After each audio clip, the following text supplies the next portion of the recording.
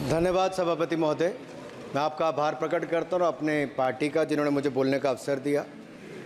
मैं बधाई देता हूँ श्रीमती निर्मला सीतारमण जी को, माननीय वित्त मंत्री जी को, जिन्होंने 7वां लगातार बजट दिया है। ये केवल केंद्रीय बजट नहीं, ये जन भावनाओं का बजट है, इसलिए मैं उनको बहुत बहुत इसके लिए बधाई देता हूँ। अगर आप बजट की ओर देखेंगे, इसकी भूरी भूरी प्रशंसा सब तरफ से हुई, लेकिन एक नेता ने यहाँ खड़े होकर जिस तरह से पहले कटाक्ष किया कमल पर, ना जाने कमल से उनको क्या विरोध है, लेकिन कमल के लिए, कमल का अगर शब्द का प्रयोग राजीव नाम के लिए भी किया जाता है, कमल के फूल को अगर राजीव कहेंगे तो वो भी है, लेकिन कहीं ना कहीं कमल को बुरा दिखाने का प्रयास किया गया। अरे भाई, ये बात सही है कि हमारा चुनाव चिन्ह कमल का फूल है और जनता ने तीसरी बार लगातार हमें सत्ता में बिठाने का काम किया है, लेकिन केवल ये कमल का फूल नहीं, इन्होंने अपमानित कुछ और करने का काम भी किया और मैं उसका थोड़ा उल्लेख यहाँ पर जरूर करना चाहता हूँ। ये कमल, इससे जुड़ा हुआ नाम राजीव भी है और राजीव आप जानते हैं किसका नाम है, आप सब जानते ही हैं। तो क्या उनको भी बुरा समझते? क्योंकि इन्होंने कहा, इन्होंने राजीव को हिंसा के साथ जोड़ने की बात कही, कमल को हिंसा के साथ जोड़ने की बात कही, लेकिन मैं कहना चाहता हूँ माँ लक्ष्मी का आसन भी कमल है, हमारा राष्ट्र पुष्प भी कमल है। और जिस पद्मासन मुद्रा में सिंधु सभ्यता में भगवान शिव की पशुपति नाथ के रूप में मूर्ति मिली थी, लोकमान्य तिलक पद्मासन मुद्रा में ही समाधिलीन हुए थे। आप कहते हैं कमल के चारों तरफ हिंसा है। आप कमल का अपमान नहीं कर रहे, आप बल्कि महायोगी भगवान शिव, भगवान बुद्ध और लोकमान्य तिलक जैसे महापुरुषों का अपमान कर रहे हैं। इसलिए अगली बार कमल के बारे में बोलने से पहले थोड़ा सोच कर बोलिए कि आप किस किस का अपमान कर रहे हैं। और केवल रील के नेता मत बनिए, मीम्स आपकी खूब बनती हैं। रियल नेता बनने के लिए सच बोलना पड़ता है। और सर, कुछ लोग एक्सीडेंटल हिंदू हैं और महाभारत का ज्ञान भी एक्सीडेंटल है। और उस नेता के अलावा और कौन नहीं जानता कि महाभारत में अभिमन्यु का वध 7 महारथियों ने मिलकर किया था। जयद्रथ, दुर्योधन, दुशासन, कर्ण, द्रोणाचार्य, कृपाचार्य और शकुनी। लेकिन राहुल जी ने कभी महाभारत, शायद, अब मुझे तो पता नहीं, पढ़ा भी नहीं, पर देखा भी नहीं होगा शायद सर, मुझे लगता है अंकल सैम ने लिख कर दिया होगा, अंकल सोरोस ने लिख के दिया होगा, कहीं से पर्ची बनकर आई होगी और कूल डूड बनने का प्रयास किया होगा। मैं इतना ही कहूँगा, कल जो चक्रव्यूह में फंसाने की बात कर रहे थे, वो कर्ण को करना कह रहे थे, कृपाचार्य जी को कृपचाय बोल रहे थे। चलिए छोड़िए उसको। अध्यक्ष जी, कल तो ऐसा लग रहा था सदन के अंदर महाभारत पर इतना सारा ज्ञान दिया गया कि एक समय ऐसा लगा BR चोपड़ा के महाभारत के धारावाहिक का संगीत गूंजने लगा हो। और कहीं ना कहीं उन्होंने एक बार महाभारत पढ़ने के लिए फिर प्रेरित किया। मगर इस बार महाभारत पर मैंने एक नई पुस्तक पढ़ी जो उनकी पार्टी के विद्वान सांसद, जो इस सदन के सदस्य भी हैं, उन्होंने लिखी है। और उस पुस्तक का नाम है the great Indian novel. Rahul ji को अगर महाभारत और चक्रव्यूह के विषय में विस्तृत जानकारी लेनी है तो अपने उस सांसद से वो संपर्क कर सकते हैं। और मैं बताऊंगा, शशि थरूर जी ने, शायद वही राहुल गांधी जी को बता दें या बताएंगे, नहीं तो मैं बता देता हूं कि आपने महाभारत और भारत के स्वतंत्रता संघर्ष को मिलाकर जो उपन्यास लिखा है, उसके पात्र कौन कौन है। इस उपन्यास में धृतराष्ट्र के रूप में किस नेता को दिखाया गया है, कौरव किस पार्टी को कहा गया है, इस उपन्यास में प्रिय दुर्योधनी कौन है। जब राहुल जी को इसका पता चलेगा तो मुझे लगता है कहीं ना कहीं शशि थरूर जी पर कार्रवाई ना हो जाए।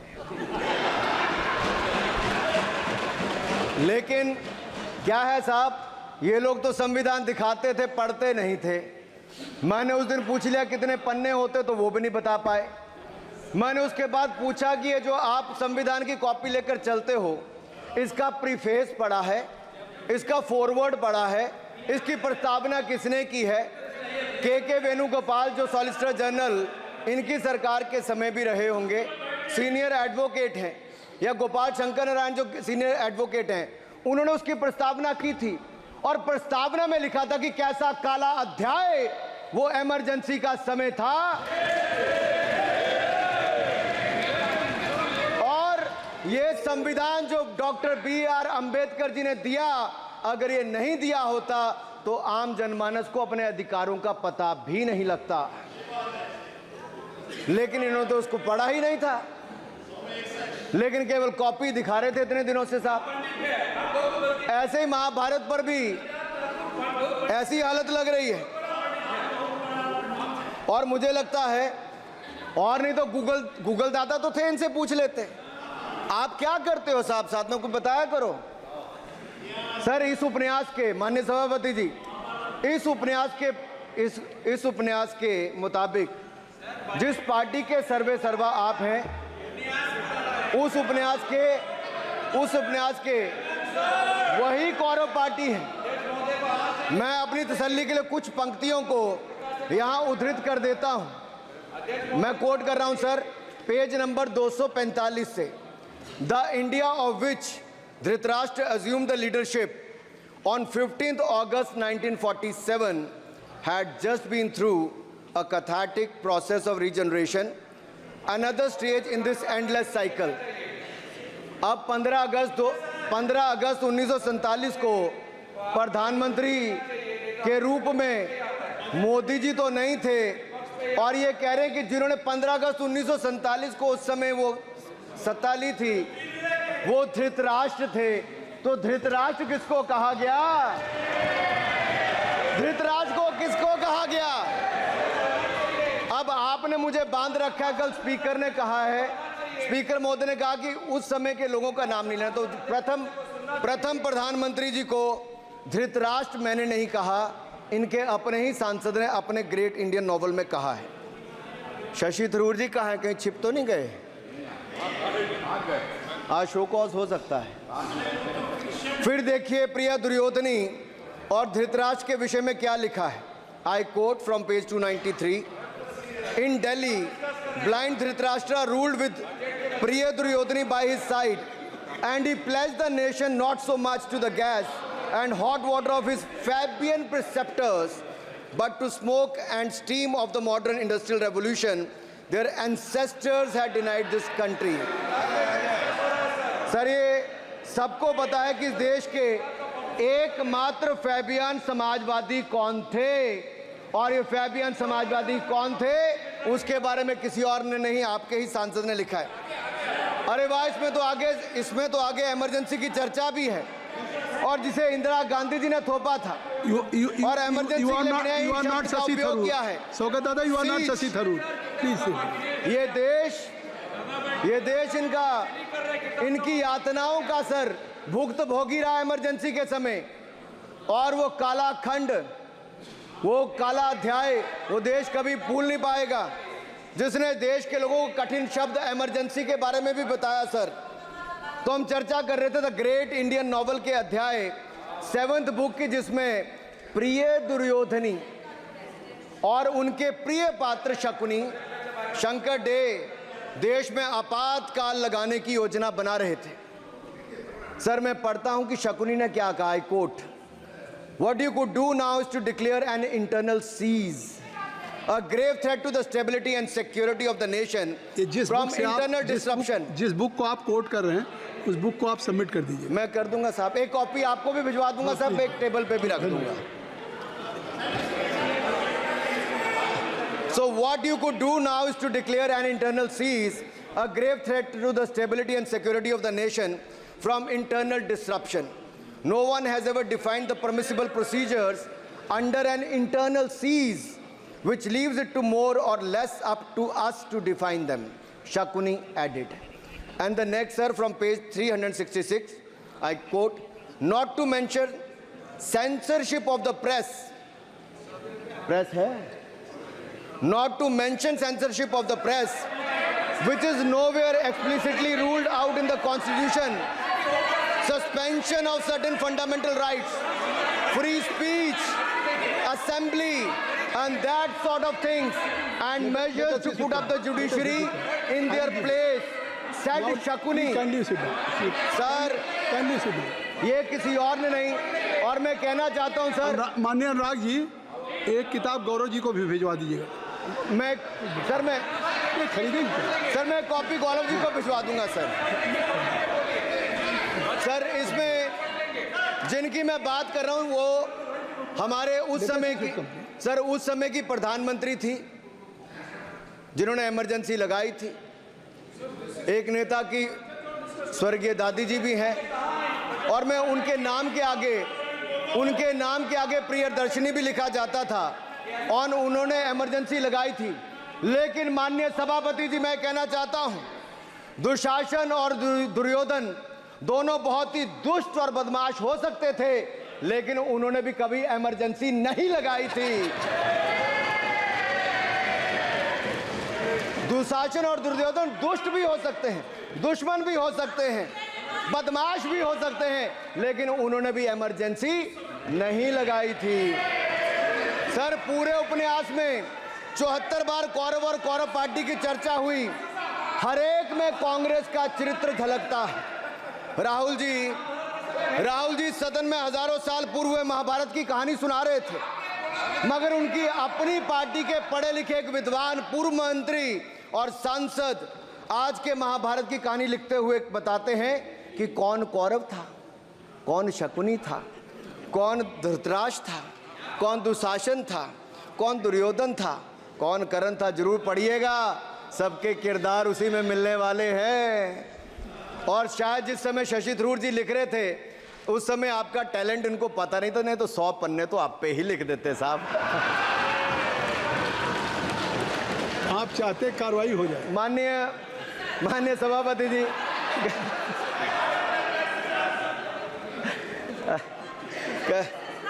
कल जब राहुल गांधी जी चक्रव्यूह पर बहुत ज्ञान दे रहे थे, तो पीछे दो लोग, कुमारी शैलजा जी और दीपेंद्र जी, बैठकर मुस्कुरा रहे थे। अब शायद राहुल जी वो पीछे हंस तो रहे थे, लेकिन आप एक बात जरूर कर लीजिए, चक्रव्यूह के परिप्रेक्ष्य में इन दोनों से बेहतर कौन बता सकता है हरियाणा के चुनाव आने वाले हैं। जान लीजिए कि कौन शकुनी है और कौन अभिमन्यु है, नहीं तो बहुत देर हो जाएगी। आपको एक और सुझाव है, और मैं इतना जरूर कहूंगा, आपने तो कई सारे चक्रव्यूह बनाने का काम किया सर, और जब उस समय किशोर अभिमन्यु पर कौरवों ने युद्ध नीति के विपरीत जाकर प्रहार किया था, तो मैं कुछ कहना चाहता हूं। इतने में पुत्र दुशासन ने पीछे सा था वार किया, निष्प्राण हुए एक गदा से सिर पर था प्रहार किया। मां धरती की गोद में वह आंख मूंद कर सो गया, अंबर का तेजस्वी तारा धूमकेतु सा खो गया। लेकिन कोई तारे का तेज फीका नहीं कर सकता, वीर गति पाकर अमर हुआ हो कभी नहीं मर सकता है। पुत्र सुभद्रा कुरुक्षेत्र में जिसकी अमर कहानी थी, 9 माह में सीखी विद्या जब 16 साल जवानी थी। अब उस अभिमन्यु को जिसने सारे चक्रव्यूह को तोड़ने का काम किया, मैं इतना ही कहूंगा, चक्रव्यूह का प्रसंग छेड़कर आपने अच्छा किया। इस देश ने बहुत सारे चक्रव्यूह देखे, कांग्रेस का चक्रव्यूह सर, इसके 7 किरदार मैं बताता हूं सर। पहला कांग्रेस, दूसरा पंडित नेहरू, सर नाम लेने के लिए मना किया, मैं दूसरी तरह से बोलता हूं।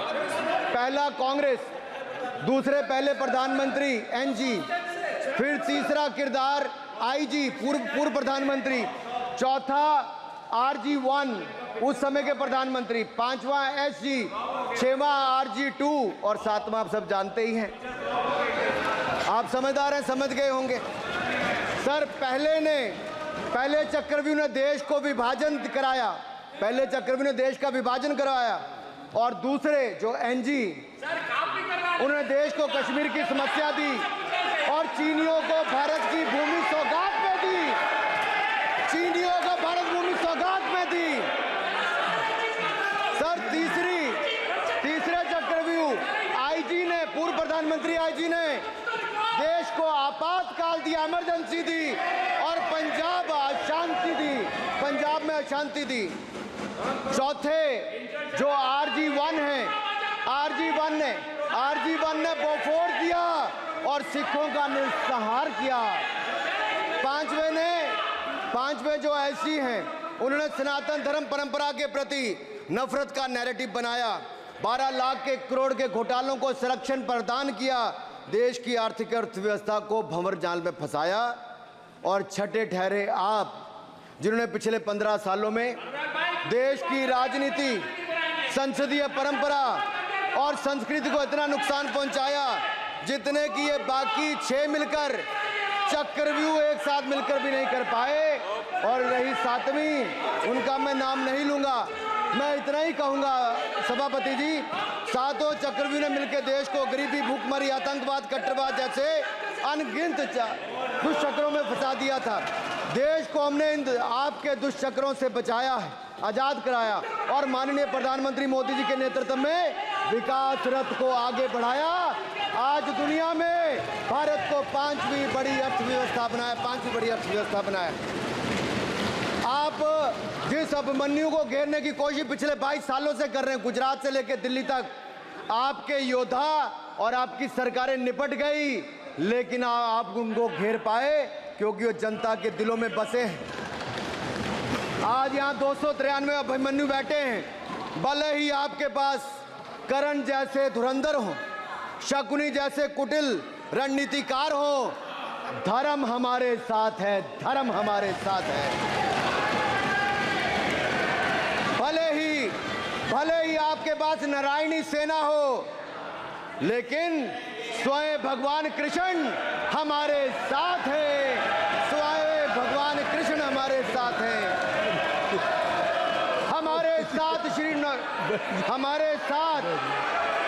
हमारे साथ श्री रघुनाथ तो किस बात की चिंता शरण में दिखाया।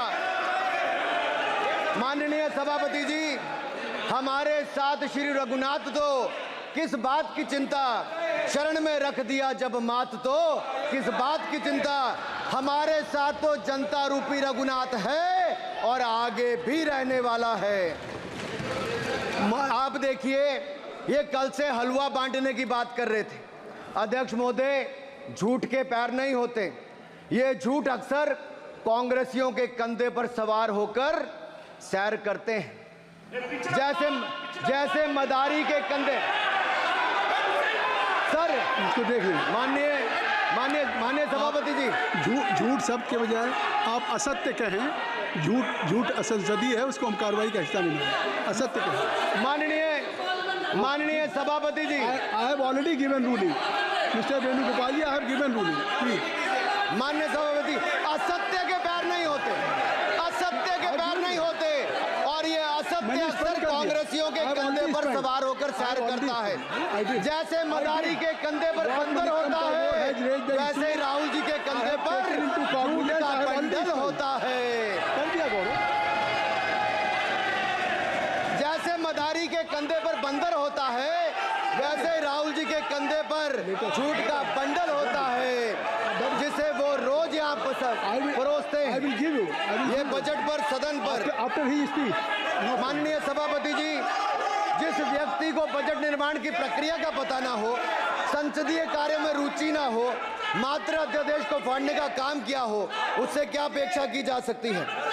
मैं पूछना चाहता हूँ, हलवा किसको मिला? मैं पूछता हूँ, हलवा किसको मिला? राहुल जी बताइए, हलवे की बात की थी, जीभ घोटाले का हलवा किसने खाया? एयरफोर्स घोटाले का हलवा किसने खाया? अंतरिक्ष देवास घोटाले का हलवा किसने खाया? नेशनल हेराल्ड के घोटाले का हलवा किसने खाया? सबमरीन घोटाले का हलवा किसने खाया? अगस्ता वेस्टलैंड घोटाले का हलवा किसने खाया? 2G स्कैम हलवा किसने खाया? कॉमनवेल्थ स्कीम का हलवा किसने खाया? कोयला घोटाले का हलवा किसने खाया? वाल्मीकि योजना घोटाले का हलवा किसने खाया? चारा घोटाले का हलवा किसने खाया? यूरिया स्कैम का हलवा किसने खाया? राहुल जी, हलवा मीठा था या फीका?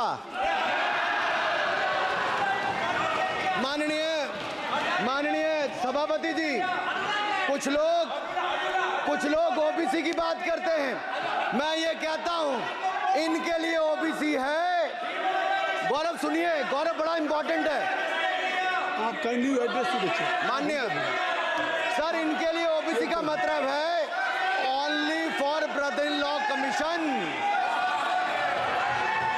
Only for brother in law commission. और only for brother in law commission के लिए काम करने वाली पार्टी अदर बैकवर्ड कास्ट की बात करती है तो आर्नी को भी पंखे के साथ लटकर आत्महत्या कर लेनी चाहिए। मतलब जिस पार्टी ने अपने पार्टी के अध्यक्ष जो एक पिछड़े वंचित समाज से आते थे, उनको धोती से खींचकर पार्टी से बाहर निकाल दिया हो, उसके शहजादे हमें ज्ञान बांट रहे। अरे साहब, इनको पहले तो एलओपी का मतलब समझना पड़ेगा। ये लीडर ऑफ प्रोपेगेंडा नहीं, लीडर ऑफ ऑपोजिशन है। इसका मतलब लीडर ऑफ ऑपोजिशन है। ऑन बिहाफ ऑफ सर, ये लीडर काइंडली लिसन मी माननीय अध्यक्ष जी, माननीय अध्यक्ष जी, मैं जवाब आपका दे रहा हूँ। माननीय सभापति जी, माननीय मंत्री जी, एक मिनट चुप सुनिए। माननीय गौरव जी, आप या माननीय सदस्य जो कह रहे हैं, मैं समझता हूं कि माननीय राहुल जी एलओपी, उन्होंने भी बात कही सरकार पे या सरकार के मंत्रियों के लिए नाम लिया, तो उसका जवाब अगर वो दे रहे हैं, अनपार्लियामेंट्री वर्ड जो होगा उसको मैं स्पंज करता हूँ। मैं अनपार्लियामेंट्री मैं उन्होंने झूठ कहा था, मैंने उसको स्पंज कर दिया। झूठ कहा था मैंने स्पंज कर दिया। अनुराग ठाकुर जी। सर, माननीय अध्यक्ष जी, माननीय सभापति जी, आप देखिए, मैं इतना ही कहना चाहता हूं कि अब झूठ परोसना बंद कर दें, क्योंकि एलओपी का मतलब लीडर ऑफ प्रोपेगेंडा नहीं, लीडर ऑफ ऑपोजिशन होता है। अब संधि है, ठीक है, असत्य, निराधार। जी सर, जी, उसके ठीक है, निराधार है सर। ओबीसी की बात, जनगणना की बात बहुत की जाती है। माननीय सभापति जी, जिसकी जात का पता नहीं वो गणना की बात करता है।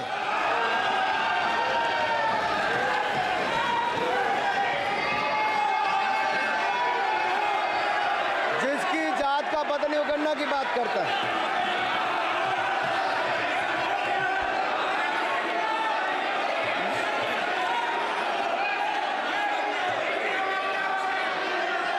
माननीय सभापति जी,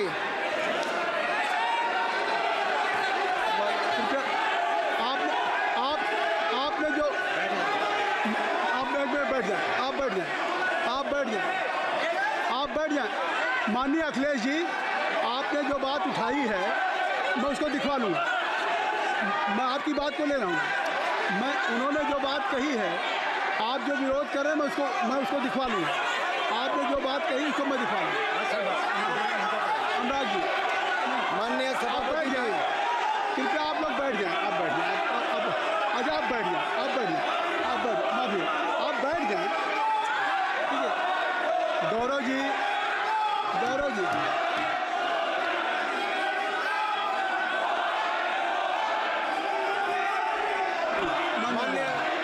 माननीय सभापति जी, मैं आपको याद कराना चाहता हूँ, इसी सदन में एक पूर्व प्रधानमंत्री जी ने, RG1 ने ओबीसी को आरक्षण देने का विरोध किया था। RG1 ने भाषण देने का विरोध किया था। एक मिनट माननीय मंत्री जी, एक मिनट।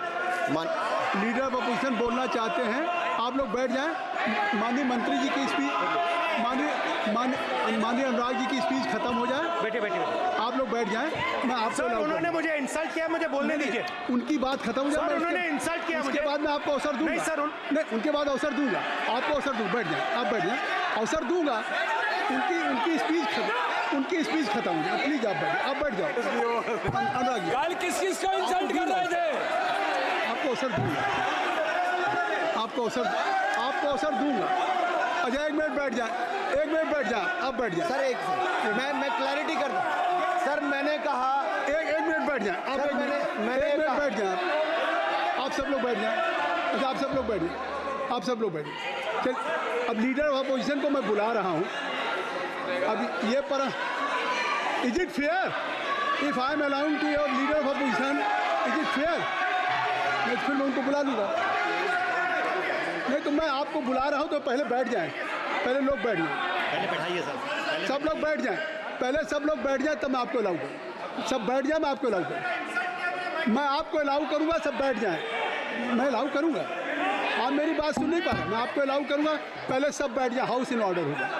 गौरव जी आप भी बैठ जाएं। मैं लीडर ऑफ अपोजिशन को अलाउ कर दे रहा हूँ।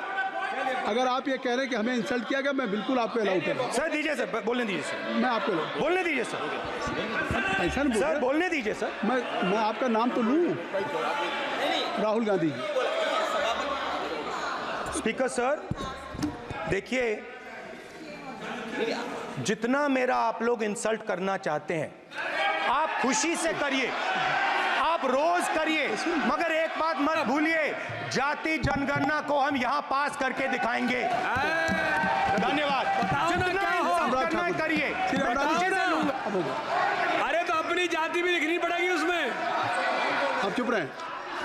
श्री अनुराग ठाकुर जी, हमने समय दे दिया, अब आप बैठे। ये तरीका नहीं है, नहीं ये तरीका है। आपको हमने टाइम दे दिया। क्या आप बैठ चुके हैं? आप बैठ चुके हैं? नहीं, आप बैठ चुके। श्री अनुराग ठाकुर जी, सर मुझे लगता था कि इनको भाषण देने से पहले पर्ची आती होगी। हमने आपको लेकिन हर बार इंटरवेंशन के लिए पर्ची आती है अपने बलबूते पर। सर उधार की बुद्धि से राजनीति नहीं चलती है। उधार की बुद्धि से राजनीति नहीं चलती है। यहाँ पर्ची लेने से काम नहीं चलता है। आप बोल के हटते हो, फिर पर्ची आती, फिर बोलते हो। ऐसे कैसे चलता है? माननीय अध्यक्ष जी, माननीय सभापति जी, एक minute. I am not yielding sir, I am not yielding sir. बिठा के आपको बिठाया, बुलाया, अब मैं नहीं करूँगा। मैंने आपको अनुराग ठाकुर जी को बिठा के आपको मैंने समय दिया, तो अब अनुराग ठाकुर जी बोलेंगे। चलिए सर मैं इतना ही कहूंगा, उधार की बुद्धि से राजनीति नहीं चलती है। आजकल कुछ लोगों पर जातिगत जनगणना का भूत सवार है सर। लेकिन मैं इतना कहूंगा सर, मैंने क्या कहा था सर? सर माननीय सभापति जी, मैं गंभीर बात कर रहा हूं, ये नहीं सुन रहे। मैंने कहा था जिस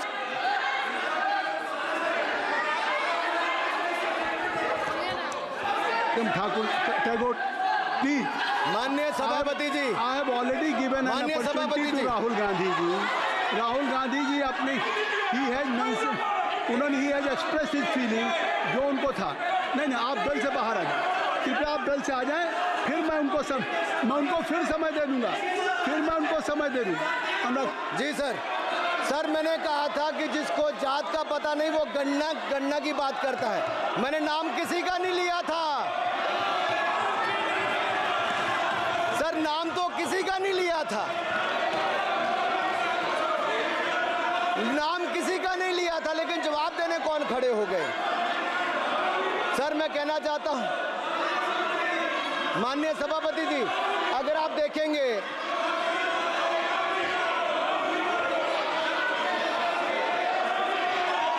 मैंने अनुराग जी को बिठा के मैंने माननीय राहुल गांधी को समय दिया, मैंने अनुराग ठाकुर जी को बिठा के, तो कृपया आप लोग जब एलओपी को टाइम मिल गया तो आप सदन में व्यवधान नहीं।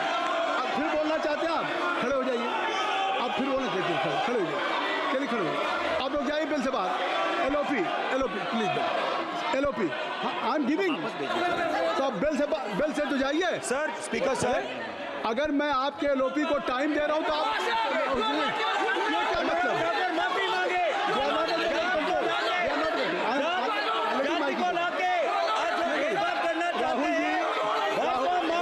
राहुल गांधी जी, हमने आपको समय दिया, अपने मेंबर से कहिए कि बैठे तब तो आप बोलेंगे, बैठिए तब तो बोलेंगे भाई। राहुल गांधी जी कह रहे तब तो आप अंदर आइए। चलिए हाईवे सबको ले जाइए प्लीज। सर माइक लीजिए सर। एक मिनट माइक मिल जाएगा आपको, माइक मिल जाएगा। बेल खाली कर दीजिए। इतनी अच्छी वर्षा पूरा देश इतनी अच्छा बजट पे स्पीच दे रहा है। You have already spoken. Rahul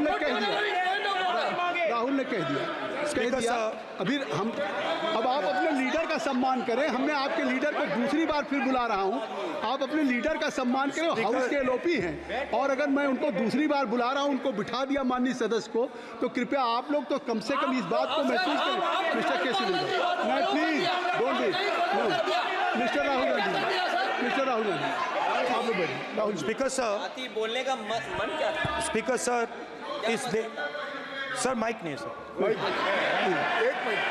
mic यहाँ से नहीं जाता। स्पीकर सर, मैं नाम जो ले भी लूंगा, माइक आ जाएगा। स्पीकर सर, जो भी इस देश में दलितों की, आदिवासियों की, पिछड़ों की बात उठाता है, जो भी उनके लिए लड़ता है, उसको गाली खाना ही पड़ता है। और मैं ये सब गालियां खुशी से खाऊंगा, क्योंकि महाभारत की बात हुई तो महाभारत में अर्जुन को सिर्फ मच्छी की आंख दिख रही थी, उसी प्रकार मुझे सिर्फ मच्छी की आंख दिख रही है। जाति जनगणना हम करा के दिखाएंगे। खत्म। आपको जितनी गाली देनी है आप दीजिए, हम खुशी से लेंगे। धन्यवाद। गौरव, धन्यवाद। श्री अनुराग ठाकुर जी। गौरव जी, नहीं गौरव जी, आप देखिए। गौरव जी, आपको हमने समय दीजिए। खत्म हो जाएगा सर। श्री राहुल गांधी, खत्म हो जाएगा सर। श्री राहुल गांधी जी, प्लीज राहुल गांधी जी, ये तय कर ली। मुझे जब आप चाह रहे हैं मैं आपको बोलने का अवसर दे रहा हूं। हाँ सर, तो कम से कम गौरव जी, आपके बोलने के बाद ऐसी परिस्थिति न क्रिएट करें कि सदन को चलाने की जिम्मेदारी जितनी सत्ता पक्ष की है उतनी प्रतिपक्ष भी है। अनुराग ठाकुर जी ने मुझ पर गाली दी है। नहीं, कोई बात मुझे सब बोलने दी सर। मुझे उनको बोले सर, अनुराग ठाकुर जी ने मुझे इंसल्ट किया है, मगर मैं अनुराग ठाकुर जी से कोई माफी नहीं चाहता हूं। मुझे कोई माफी की जरूरत नहीं है। मैं लड़ाई लड़ रहा हूं। जितनी आपको गाली देनी है मैं आपसे कभी माफी नहीं मांगूंगा। मुझे आपकी माफी नहीं चाहिए। राहुल गांधी जी, मैं चेयर पे हूँ और चेयर का काम है कि अगर कहीं भी कोई असंसदीय या किसी को गाली दी गई तो मैं उसको देखूंगा, मैं उसको कार्रवाई निकालूंगा। मिस्टर के उसको निकलवाऊंगा। ठीक है, आप नहीं कर रहे हैं, लेकिन अगर दी है तो मैं उसको कार्रवाई का हिस्सा दिखवा के उसको स्पंज करूंगा। ठीक, आपने कह दिया। सुन रहा हूँ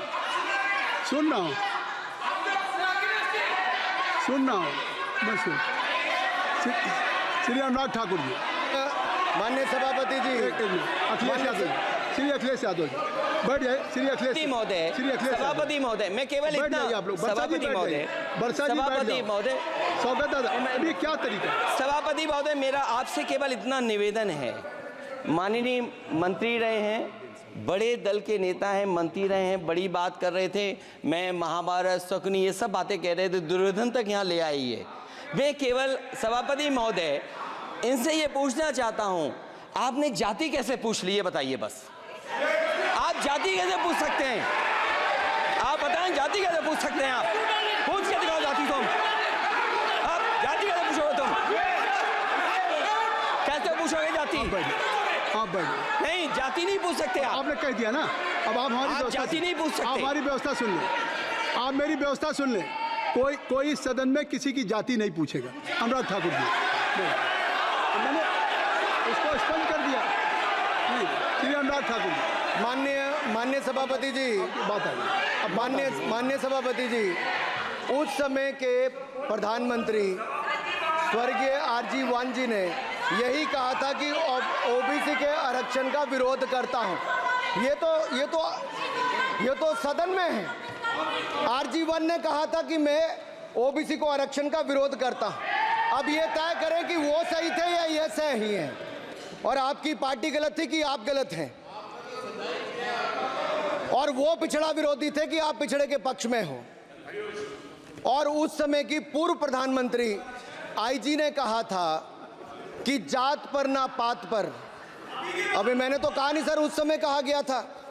और इसी तरह से ही कृपया अपना भाषण संक्षिप्त सर, करें। मंडल आयोग की रिपोर्ट हो, काका कालेलकर की रिपोर्ट हो, इस पर कौन वर्षों तक बैठा रहा सर? जवाब देना होगा इनको, कौन देगा जवाब? अगर उस समय उसको लागू कर दिया होता तो आज ओबीसी के अधिकारी भी ज्यादा होते, बाकी भी होते। और यही नहीं सही, इन्होंने दलित के साथ, आदिवासी के साथ, ओबीसी के साथ विरोध किया। ओबीसी कमीशन को तो संवैधानिक दर्जा भी नहीं दिया। अगर संवैधानिक दर्जा दिया तो मोदी सरकार ने आकर दिया है, माननीय अध्यक्ष जी। और मैं इस सदन के लिए पढ़ देता हूं सर। नेहरू जी ने 1961 में आरक्षण के विरुद्ध में लिखा था, I quote, I react strongly against anything which leads to inefficiency and second rate standards. I want my country to be a first class country in everything. The moment we encourage the second rate, we are lost. I unquote. ये किसने कहा? देश के पहले प्रधानमंत्री ने कहा। आप उससे सहमत हो कि नहीं सहमत हो बताइए? माफी मांगोगे उसके लिए कि नहीं मांगोगे? कृपया चेयर को आप एड्रेस करें। आप चेयर को एड्रेस करें अनुराग जी। सर मैं इतना ही कहूंगा और समाप्त करें। लहजे में बदजुबानी, चेहरे पर नकाब लिए फिरते हैं वो, जिनके खुद के बही खाते बिगड़े हैं, वो हमारे हिसाब लिए करते हैं। बहुत बहुत धन्यवाद। नहीं सर, मेरे एक मिनट सर, मैं एक बात क्लियर कर दूं सर। मैंने किसी का नाम लेकर नहीं कहा, लेकिन कोई अपने आप क्यों खड़ा हुआ? मैंने किसी का नाम नहीं लिया था। आप रिकॉर्ड चेक कीजिए सर, आप रिकॉर्ड चेक कीजिए।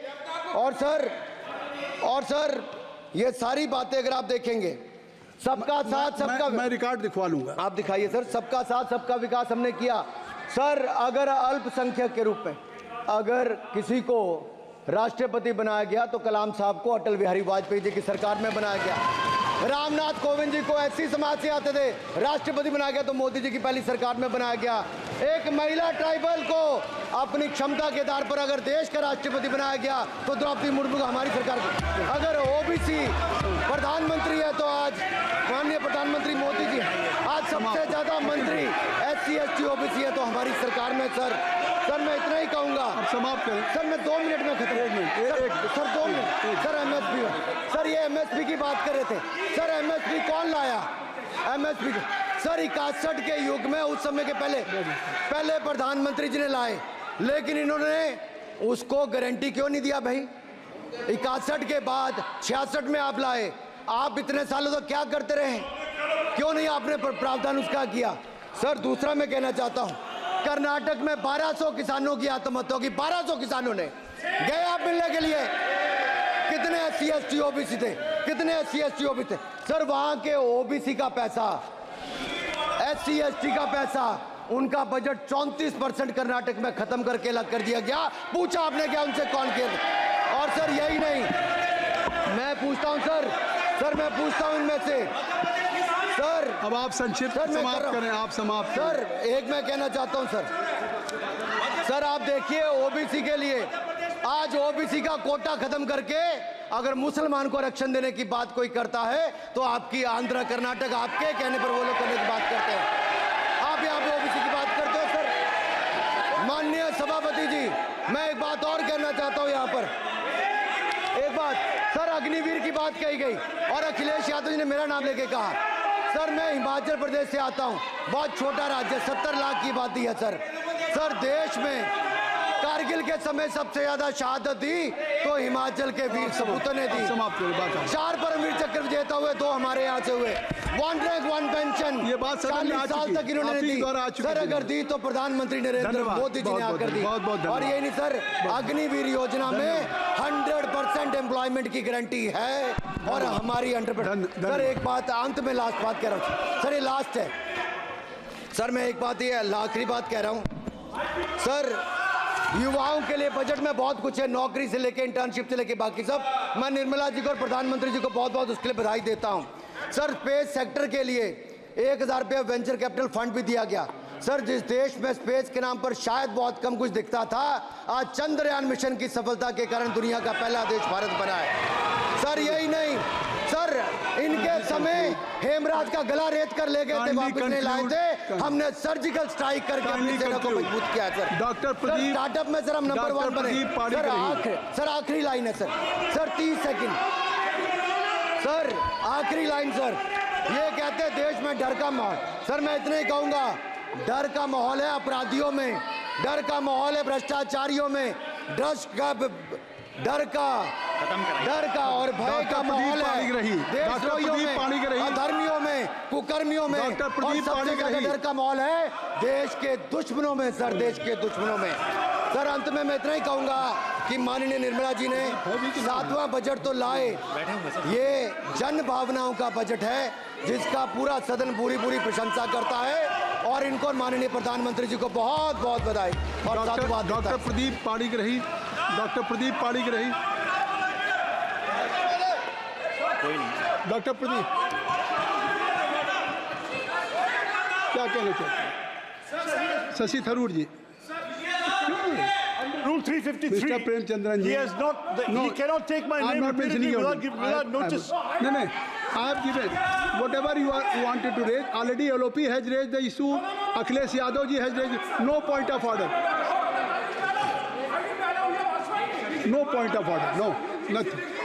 शशि थरूर जी, अब तय कर लीजिए आप लोगों में। Doctor Pradeep Panigrahi. Sir, I'd like to speak for a minute. Shri Vishnu Padre ji. Mr. Chairman, sir, let me point out, he has repeatedly taken my name.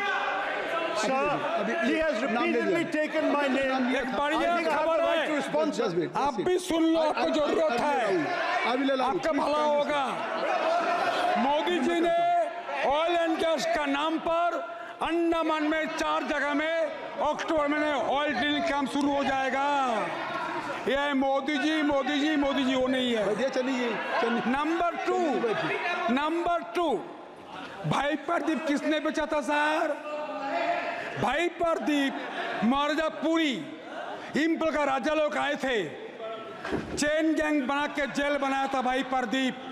इस पार्टी ने भाई प्रदीप बेचा था कैसीनो का नाम पर, जुआ खेलने का नाम पर बचाया था। मैं विष्णु राय एंटनी माफी मांगा था, भाई प्रदीप बेचा था इन लोगों ने। उसका माताजी ने बना था बफर जोन चारों रिजर्व अंडमान निकोबार जी। देखो क्या बना है मोदी, आपने क्या बनाया। जय हिंद, भारत माता की जय।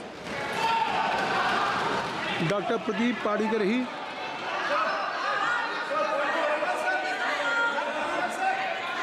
सर क्या चाहिए बताइए, क्या चाहिए सर? नहीं क्या चाहिए? पाणिग्राही नहीं है तो छोड़ दीजिए, महामंत्री को खड़ा करते हैं ना फिर। और क्या, मंत्री जी को बुला लीजिए। शशि थरूर जी। लो सुन लो सर, ये 353 एलिगेशन का। Sir, I just want to point out, sir, that under rule 353, the honourable member has no business taking my name repeatedly without providing notice, sir. And the notice was not given.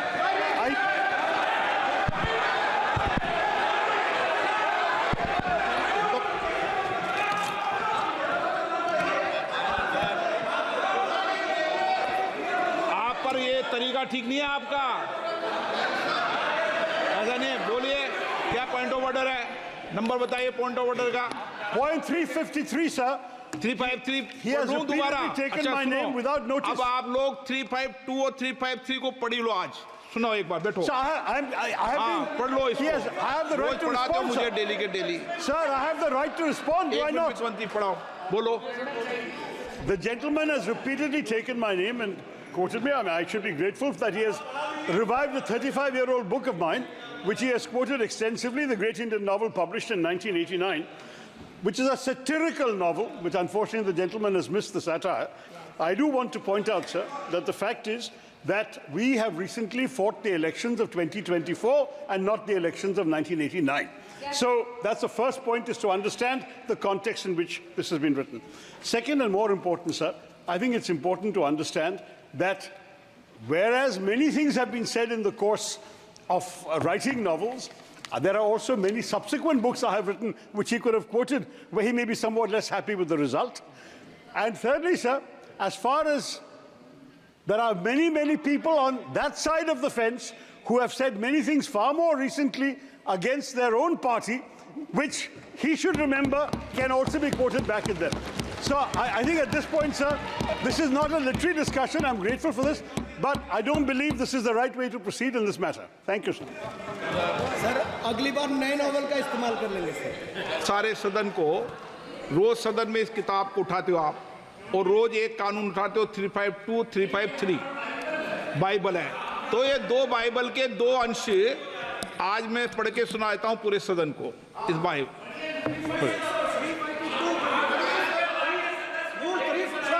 I was raising a point of order at the time of the debate made by Sri Anurag Singh Thakur ji, and the chair has assured me that I will give an opportunity. That is under Rule 356 and read with the Rule 353 and also Rule 786. एक minute. Sir, one second. What is the purpose of the point of order? When a debate, there is no mic. आपको मैंने allow नहीं किया। Allow करो। नहीं Sir, one second. एक Premchandra ji, please.